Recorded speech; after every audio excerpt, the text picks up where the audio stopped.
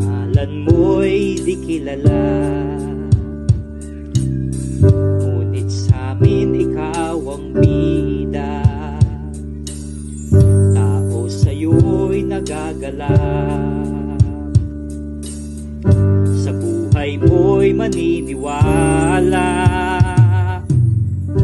Iboto natin siya, siya ang ating For every vaccine, vulnerable tayo sa coagulation mechanism problem. So magkakaroon po ng blood clot.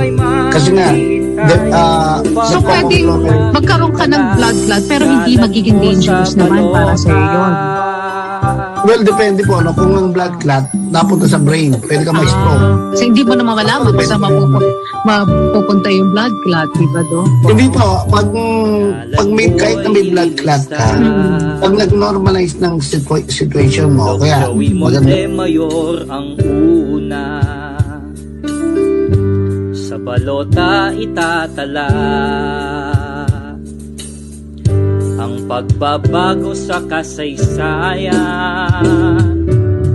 Iboto natin siya, siya ang ating pag-asa, lingkod na galing sa Diyos. Dala niya'y serbisyong lubos, ako ay maghihintay upang aking maitala ngalan mo sa balota.